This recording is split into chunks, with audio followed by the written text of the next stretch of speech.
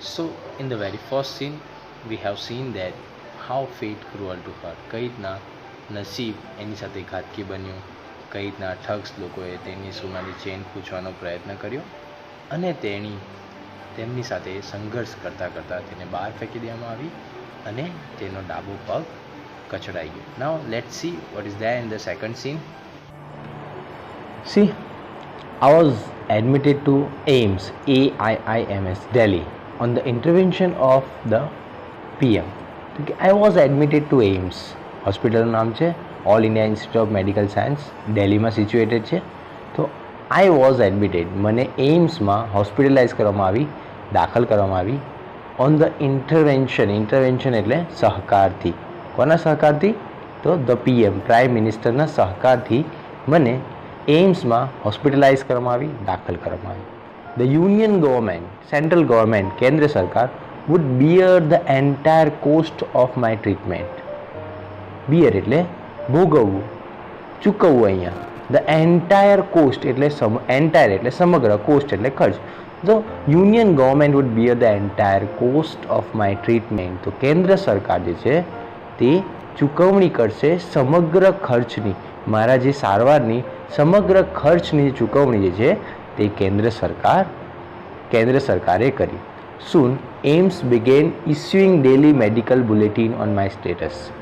થોડાક સમય પછી એઇમ્સ જે હોસ્પિટલ છે શરૂઆત કરી ઇસ્યુઇંગ ડેઇલી મેડિકલ બુલેટિન, કે દરરોજ જે મેડિકલના મારા જે સારવારના સમાચાર જે છે તેને પ્રસ્થાપિત કરવાની તેમણે શરૂઆત કરી. ઓન માય સ્ટેટસ, કે મારું સ્ટેટસ અત્યારે મારી હાલત કેવી છે તે પ્રમાણેની બુલેટિન તેમણે સમાચાર પત્રમાં જાહેરાત આપવાની શરૂઆત કરી. આઈ વોઝ ટોલ્ડ દેટ, મને કહેવામાં આવ્યું દેટ કે યંગ પીપલ, યુવાન લોકો, ઓટો ડ્રાઈવર, રિક્ષા ચાલકો એન્ડ રોડ સાઇડ વેન્ડર્સ, અને રોડની આજુબાજુમાં ફરતા વેન્ડર્સ, ફેરિયાઓ were carrying out candle march, કે તેમણે મીણબત્તીની માર્ચ એટલે રેલી કાઢી to galvanise support for me, મને સહકાર આપવા માટે, and to pray for my recovery, અને મારી રિકવરીની, મારી સ્વસ્થ થવાની પ્રાર્થના કરવા માટે તેમણે રેલી કાઢી. With the help of the best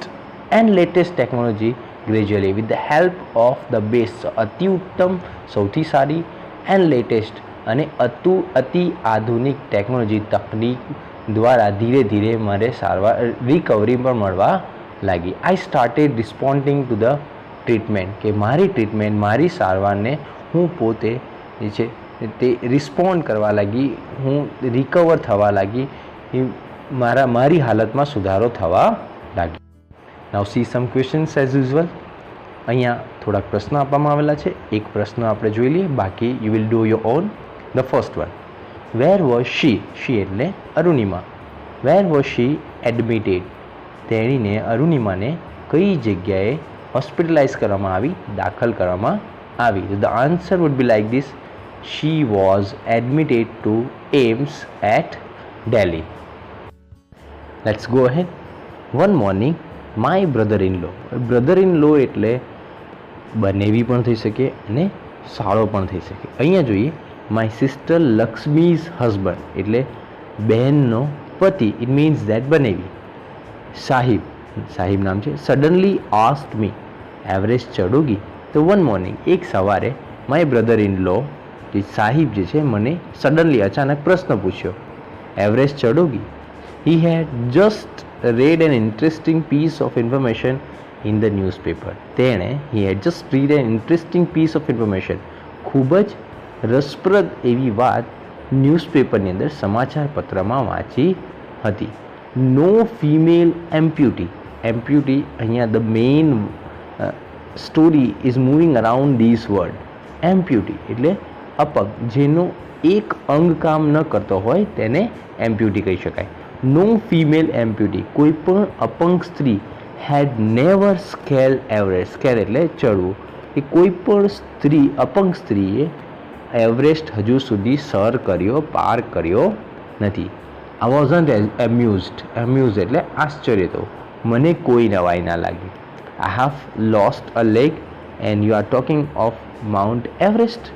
તો મેં કહ્યું કે આઈ હેવ લોસ્ટ લેગ, મેં મારો પગ ખોઈ નાખ્યો, એન્ડ અને તમે એવરેસ્ટની વાત કરી રહ્યા છો. I started talking to myself. મેં પછી મારી સાથે વાત કરવાની શરૂઆત કરી. If I could take a shot એટલે chance at Everest and succeed, કે જો હું આ તક લઈ લઉં, એટ એવરેસ્ટ ચડવાની તક લઈ લઉં એન્ડ સક્સીડ અને જો સફળ થઈ જાઉં, I would become the first female amputee, તો હું પહેલી સ્ત્રી અપંગ સ્ત્રી બની જાઉં ટુ હોલ્ડ દેટ રેકોર્ડ, કે આ નામના મેળવનારી હું સૌથી પહેલી સ્ત્રી બની જાઉં. I thought about it for some time. થોડીક ક્ષણો માટે મેં આ વિશે વિચાર્યું, એટલે માઉન્ટ એવરેસ્ટ સ્કેલ કરવા માટે ચડવા વિશે વિચાર્યું. એન્ડ દેન અને પછી I conveyed to Sahib my willingness to take up the challenge. I conveyed એટલે મેં કહ્યું, સાહિબને અહીંયા કહ્યું, એકચ્યુઅલી કન્વે એટલે પહોંચાડવું, મારો વિચાર પહોંચાડ્યો. મેં કહ્યું માય વિલિંગનેસ, મારી આતુરતા, to take up the challenge એટલે પડકાર. આ પડકાર માટે મારી આતુરતા વિશે મેં સાહિબને વાત કરી. ઠીક હે, હમ કરેંગે, no problem, I will do it. I said, મેં કહ્યું, I now had something to look forward to a mission, a goal, a reason to die. હવે હું had something to look forward, હું હવે બહુ આગળનું વિચારી રહી હતી. અ મિશન, એક ગોલ, એક લક્ષ્ય, અ રીઝન ટુ ડ્રીમ, એક મારા સપનાનું કારણ. It was not going to be easy. એ સહેલું ન હતું. અપંગ સ્ત્રીને માઉન્ટ એવરેસ્ટ સર કરવું સહેલું ન હતું.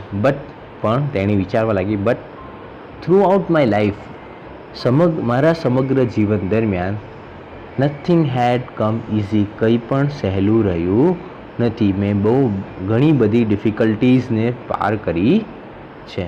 મેં જીવનમાં ઘણી બધી મુશ્કેલીઓ જોઈ છે, એક વધારે. નાઉ the question time. See the first question, then you can do your own. The first question, what did Sahib ask? Why? The answer is, Sahib asked, Everest chadogi? Because he had read an interesting news that no female amputee had ever scaled the mountain, and he wanted to deliver this message to Arunima. Now others, you can do your own. Now let's go ahead. I felt like I was born again. Arunima શું અનુભવી રહી હતી? I was born again, જાણે મારો ફરી જન્મ થયો હોય એવું મને લાગી રહ્યું હતું. Then I started waiting for my artificial limb to arrive. Then પછી I started waiting, હું રાહ જોઈ રહી હતી. My artificial એટલે કૃત્રિમ, નકલી, limb અંગ, to arrive, મારો જે કૃત્રિમ અંગ એટલે આ પગ જે છે તે આવી જાય તેની રાહ જોઈ રહી હતી.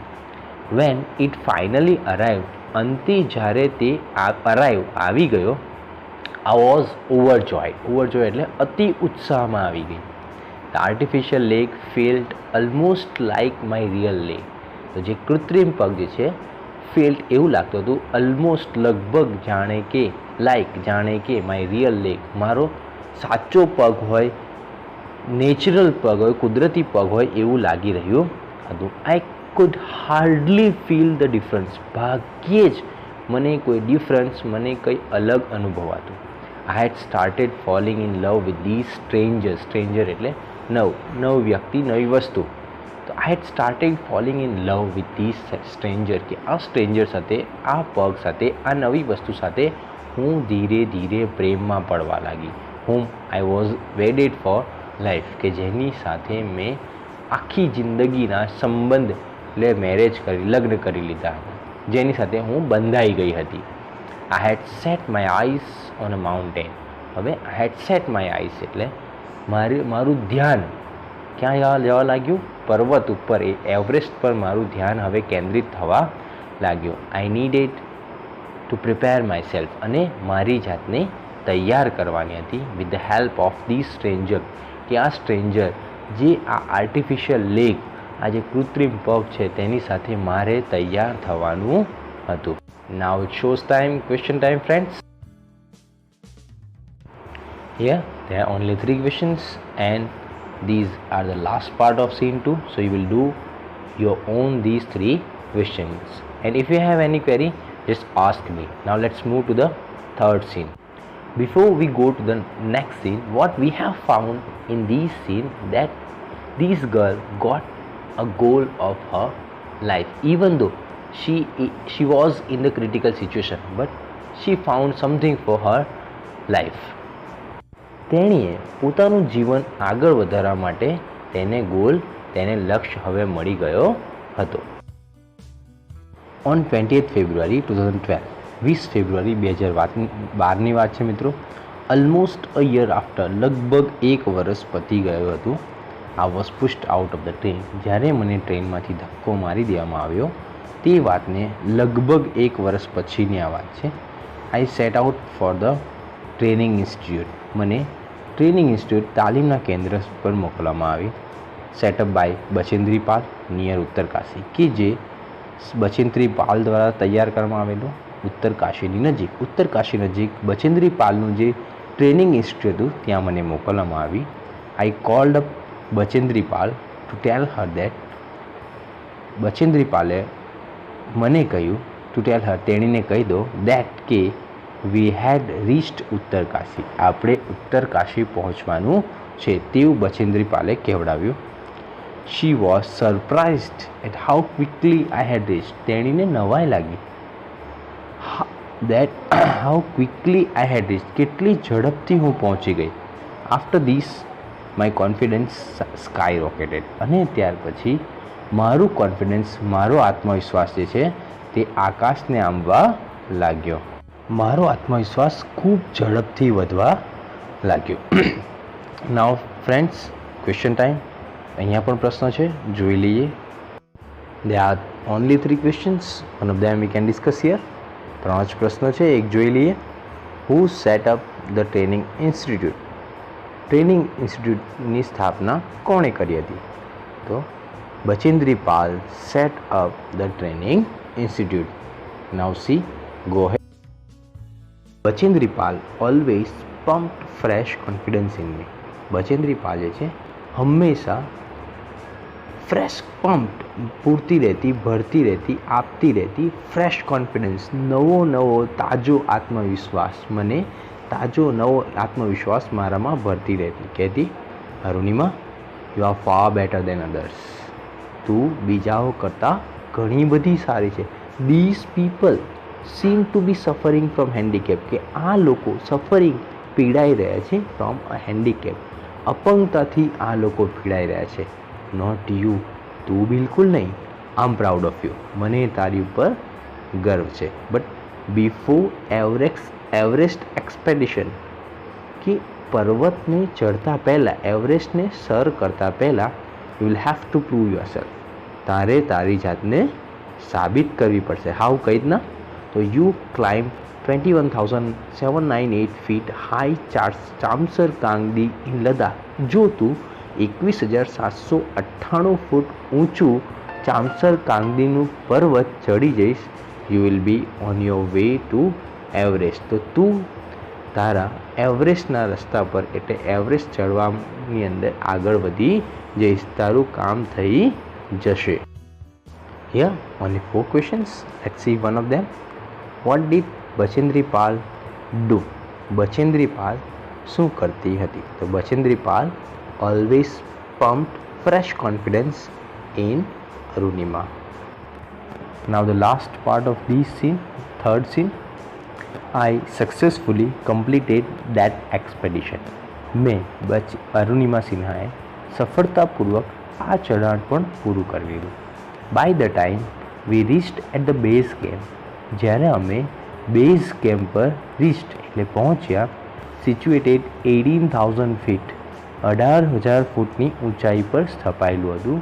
16 of the 19 members of the team had retired, કે 19માંથી 16 સભ્ય, ટીમના 19 સભ્યની ટીમમાંથી 16 સભ્ય હેડ રિટાયર્ડ એટલે છોડી ચૂકેલા, ચઢાણને છોડી ચૂકેલા હતા. Bachendri Pal greeted me at the base camp. Bachendri Pal base કેમ્પમાં ગ્રીટેડ મી, સંબોધતી હતી એટલે કહેતી હતી મેરી શેરની કહીને આખા બેઝ કેમ્પમાં બચેન્દ્રી પાલ મને બોલાવતી સંબોધન કરતી હતી. She said and took me in a warm embrace. તેણી કહેતી અને took me in a warm embrace એટલે ભેટી પડવું, વોર્મ એટલે હુંફાળું ભેટી પડતી હતી. In the evening Bachendri Pal announce that. સાંજના સમયે બચેન્દ્રી પાલે એનાઉન્સ એટલે જાહેરાત કરી દેટ કે આ was finally ready to Everest. અંતે હું અરુણિમા સિન્હા એવરેસ્ટ માટે તૈયાર છું. શી ઓલ્સો એશ્યોર્ડ મી દેટ. તેણીએ મને ખાતરી આપી કે એશ્યોર એટલે ખાતરી આપી દેટ કે he would talk to the officials at Tata steel.